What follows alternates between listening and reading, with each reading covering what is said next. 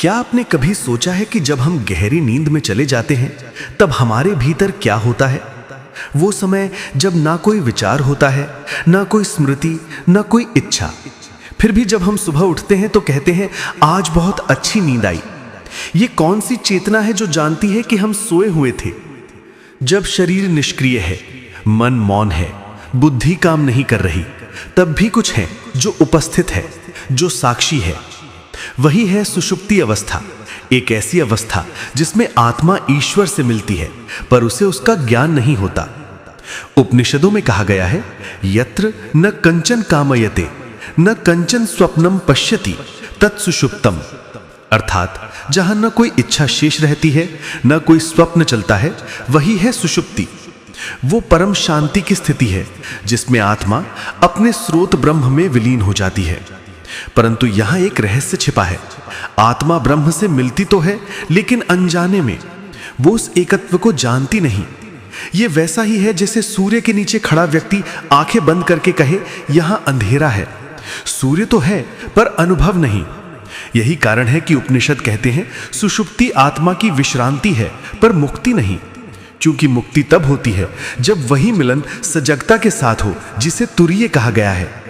आज हम जानेंगे सुषुप्त अवस्था क्या है, आत्मा उस समय कहां जाती है, यह अवस्था ईश्वर से जुड़ाव का प्रतीक क्यों है, और क्या हम जागृत रहते हुए उसी शांति को पा सकते हैं। भारतीय दर्शन में सुषुप्ति अर्थात गहरी निद्रा की अवस्था को केवल नींद नहीं बल्कि एक आध्यात्मिक स्थिति माना गया है। सदियों पहले जब विज्ञान ने चेतना का नाम भी नहीं सुना था, तब ऋषियों ने ध्यान और अनुभव से यह खोज की थी कि चेतना 3 नहीं बल्कि 4 अवस्थाओं में कार्य करती है, जागृत, स्वप्न, सुषुप्त और तुरीय। इसका सर्वप्रथम और सर्वश्रेष्ठ वर्णन मिलता है मांडुक्य उपनिषद में, जो केवल 12 मंत्रों वाला छोटा उपनिषद है, पर इसे उपनिषदों का सार कहा गया है। उपनिषद कहता है, यत्र सुप्तो न कंचन कामम कामयते न कंचन स्वप्नम पश्यति तत्सुषुप्तम। मांडुक्य उपनिषद मंत्र 5। अर्थात जब मन और इंद्रियां शांत हो जाती हैं और चित्त किसी भी वस्तु की कामना नहीं करता, तब व्यक्ति सुषुप्त अवस्था में होता है। यहां आत्मा न जागृत है, न स्वप्न देख रही है, न सोच रही है, वो शुद्ध विश्रांति में है। किंतु इस विश्रांति में ज्ञान नहीं है, वो अंधकारमय शांति है, प्रकाशमान नहीं। बाद में बृहदारण्यक उपनिषद और छांदोग्य उपनिषद दोनों में इस विषय को और गहराई से समझाया गया। बृहदारण्यक कहता है, एषा अस्य परा गतिः एषा अस्य परमा संपत्। अर्थात ये अवस्था आत्मा की परम गति है जहां वो सब कर्मों, इच्छाओं और अनुभवों से मुक्त होकर ब्रह्म में विश्राम करती है।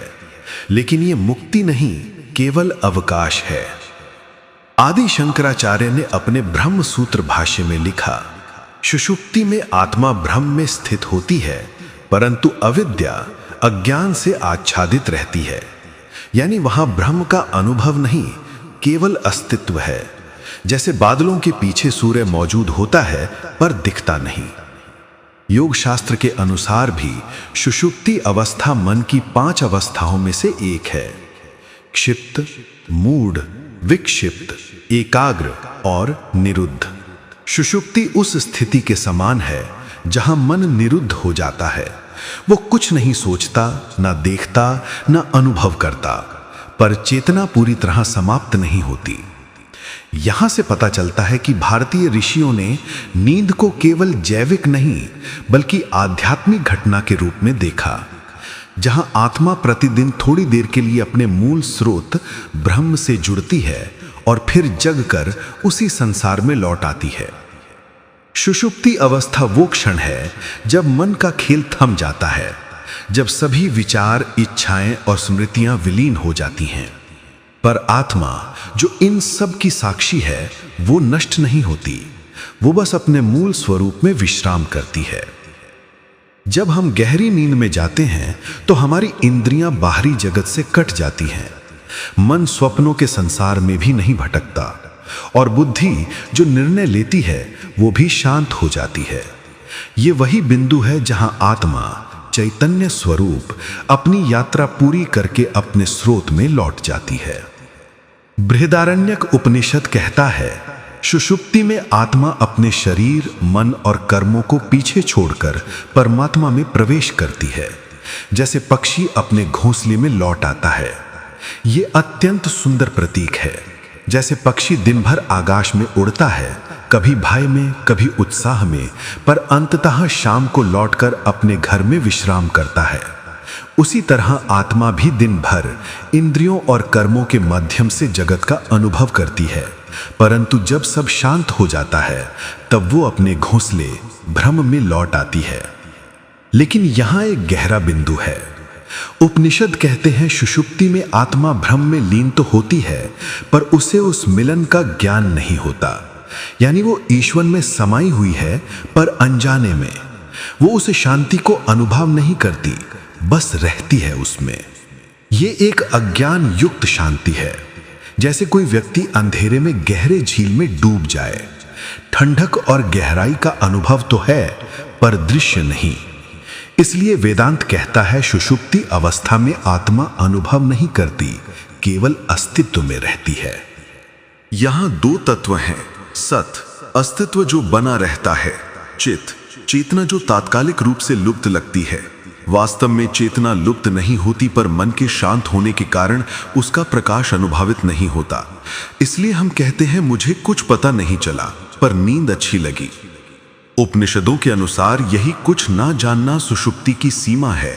ये वो अवस्था है जहां आत्मा ब्रह्म में डूबी रहती है, परंतु अविज्ञा, अज्ञान का पर्दा अब भी मौजूद है, और इसी कारण से आत्मा इस स्थिति को जागृत अवस्था में स्मरण नहीं कर पाती। लेकिन ध्यान दीजिए, ये वही अवस्था है जहां आत्मा ईश्वर के सबसे निकट होती है, क्योंकि सुषुप्ति में न कोई अहंकार रहता है, न कोई अलगाव का भाव। व्यक्ति, मन और संसार सब मिट चुके हैं, केवल मैं हूं का सूक्ष्म भाव रह जाता है, और वो मैं वास्तव में भ्रम का ही प्रतिबिंब है। इसीलिए शास्त्र कहते हैं सुषुप्ति में आत्मा ब्रह्म का आलिंगन करती है और ब्रह्म आत्मा को अपनी गोद में रखता है। परंतु जब हम जागते हैं तो फिर से मन, विचार और अहंकार सक्रिय हो जाते हैं और आत्मा उस मिलन को भूल जाती है। यही भूल ही संस्कारों का कारण बनती है, और यही भूल हमें बार बार पुनर्जन्म के चक्र में रखती है, क्योंकि हम उस एकत्व को अनुभव करते हैं पर पहचानते नहीं। सुषुप्ति अवस्था का रहस्य यही नहीं रुकता। ये केवल नींद की अवस्था नहीं, ये आत्मा और ब्रह्म के बीच के संबंध का संकेत है, परंतु ये मिलन अज्ञान के आवरण में ढका हुआ होता है। जब ये मिलन सजगता के साथ घटता है तब वो तुरीय अवस्था कहलाती है। शास्त्र कहते हैं सुषुप्ति में आत्मा ब्रह्म में स्थित होती है, पर उसे ये नहीं होता कि मैं ब्रह्म हूं। तुरीय में वही आत्मा जानती है अहम ब्रह्मास्मि। यहां अंतर्ज्ञान का है, अनुभव का नहीं। सुषुप्ति और तुरीय दोनों में मन शांत है, इंद्रियां निष्क्रिय हैं, विचार अनुपस्थित हैं, परंतु सुषुप्ति में ज्ञान सोया हुआ है और तुरीय में ज्ञान जागृत। कल्पना कीजिए आप समुद्र में गहराई तक उतर गए हैं, ऊपर की लहरों का शोर नहीं है, सब कुछ शांत है। सुषुप्ति में आप इस गहराई में हैं, पर आंखें बंद हैं, आपको समुद्र का स्वरूप नहीं दिखता। तुरीय में वही गहराई है, पर आपकी आंखें खुली हैं, आप जानते हैं कि आप और समुद्र एक हैं। आदि शंकराचार्य ने इस स्थिति को अद्भुत रूप से समझाया है। सुषुप्ति में आत्मा ब्रह्म का सानिध्य पाती है, किंतु अविद्या के कारण उसे आत्मज्ञान नहीं होता। तुरीय वो अवस्था है जहां ये अविद्या विलीन हो जाती है। यही कारण है कि सुषुप्ति आत्मा की विश्रांति है, जबकि तुरीय आत्मा की मुक्ति। अब प्रश्न उठता है, यदि सुषुप्ति में आत्मा ईश्वर से मिलती है तो क्या ये मिलन स्थायी क्यों नहीं होता? उपनिषद इसका उत्तर देते हैं, अविद्या ही वो पतली दीवार है जो आत्मा और ब्रह्म के बीच खड़ी है। जब हम जागृत अवस्था में लौटते हैं तो मन के संस्कार, स्मृतियां और अहंकार फिर से सक्रिय हो जाते हैं। वो दीवार पुनः खड़ी हो जाती है। हम कहते हैं मैं सोया था, पर कोई ये नहीं कहता मैं ब्रह्म में लीन था, क्योंकि उस समय साक्षी भाव उपस्थित नहीं था। इसीलिए योग शास्त्र और वेदांत दोनों कहते हैं सुषुप्ति तुरीय की झलक मात्र है। ये उस अवस्था का बीज रूप है जिसे ध्यान और साक्षी भाव के माध्यम से स्थायी अनुभव में बदला जा सकता है। महर्षि पतंजलि ने कहा है, निद्रा भी एक प्रकार की वृत्ति है, पर जब साधक उस निद्रा को साक्षी भाव से देखना सीख लेता है, तब वही निद्रा निरुद्ध चित्त अवस्था में परिवर्तित हो जाती है। यानी सुषुप्ति का अनुभव अज्ञान से नहीं, ज्ञान से करना, यही आध्यात्मिक साधना का सार है।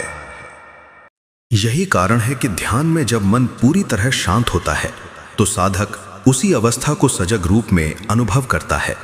वो कह सकता है, अब मैं सोया नहीं हूं, पर विचारों का शोर थम गया है। और यही सजग शांति तुरीय है। ये सुषुप्ति का ही विस्तार है, पर अब वहां प्रकाश है, ज्ञान है, जागृति है। इसीलिए वेदांत कहता है, जो सुषुप्ति को जान गया वही मुक्त हुआ, क्योंकि जिसने गहरी नींद के मौन में अपने साक्षी को पहचान लिया, वो अब किसी भी अवस्था, जागृत, स्वप्न या सुषुप्ति में बंधा नहीं रह सकता। वो जानता है, मैं वो हूं जो इन तीनों अवस्थाओं को देखता है, और वही देखना ब्रह्म का साक्षात्कार है। अगर सुषुप्ति अवस्था में आत्मा ईश्वर से मिलती है, तो क्या यह संभव है कि हम जागते हुए भी उसी शांति का अनुभव कर सकें? उत्तर है हां, यह संभव है, लेकिन इसके लिए हमें अपनी चेतना को भीतर की ओर मोड़ना सीखना होगा। वेदांत कहता है, सुषुप्ति बाहर नहीं घटती, वो भीतर की अवस्था है। जब मन शून्य हो जाता है, वही गहरी नींद का मौन उतर आता है। इस शांति को जागृत अवस्था में लाने के लिए 3 साधन बताए गए हैं। 1, साक्षी भाव, स्वयं को देखने की कला। हर दिन कुछ समय निकालिए और अपने विचारों को देखें, जैसे कोई व्यक्ति नदी के किनारे बैठकर प्रवाह देखता है। बस देखें, बिना किसी निर्णय के।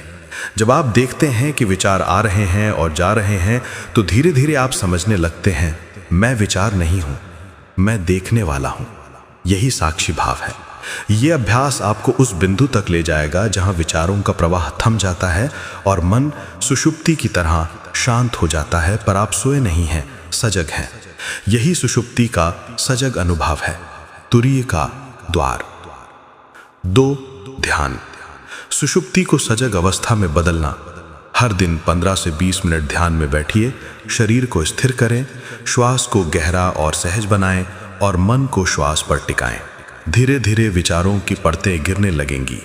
एक बिंदु पर मन बिल्कुल शांत हो जाएगा, वहां ना कोई विचार होगा, ना कोई शब्द। वो क्षण सुषुप्ति जैसा है, पर आप सजग हैं। आप जानते हैं कि मैं हूं। ये वही अवस्था है जिसका अनुभव ऋषि ध्यान में करते थे। वे निंद्रा की अवस्था को नहीं, बल्कि जागृत मौन को साधते थे। यदि आप रोज ये साधना करें, तो धीरे धीरे वो अनुभव आपके भीतर स्थायी हो जाएगा। फिर दिन के किसी भी क्षण, काम करते हुए, चलते हुए, बोलते हुए, आप भीतर वही शांति महसूस कर सकेंगे जो सुषुप्ति में आत्मा अनुभव करती है। 3, भक्ति स्मरण, मिलन को हृदय से जीना। भक्ति का अर्थ है, मैं अकेला नहीं हूं, मुझ में और ईश्वर में कोई अंतर नहीं। हर बार जब आप नाम स्मरण करते हैं, राम, कृष्ण, शिव, माँ, तो आप आत्मा को उसके स्रोत से जोड़ रहे होते हैं। भक्ति वो पुल है जो सुषुप्ति की अनजानी शांति को सजग प्रेम में बदल देता है। जब मन ईश्वर में विलीन होता है, तो वहां भी कोई विचार नहीं रहता, केवल भाव रह जाता है, तुम ही सब कुछ हो। यही भाव धीरे धीरे अहंकार का विसर्जन करता है और आत्मा फिर उसी शांति में ठहरती है।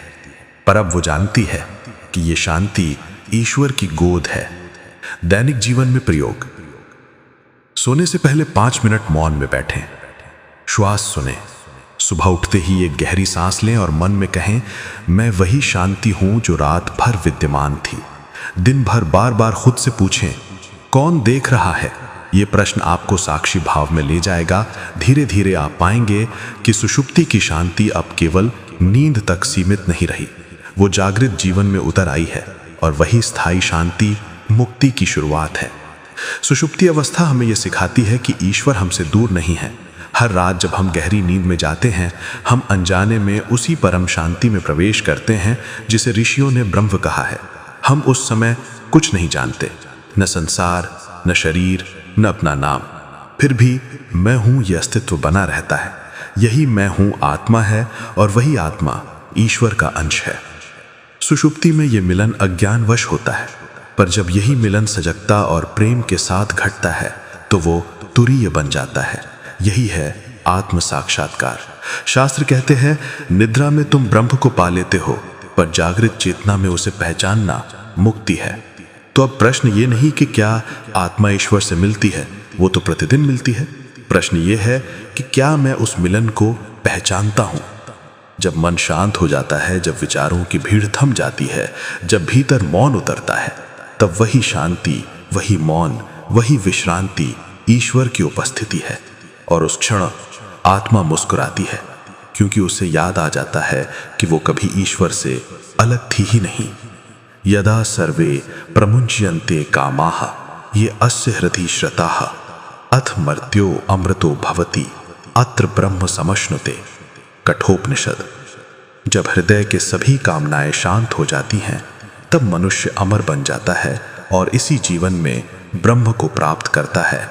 यही सुषुप्ति का रहस्य है।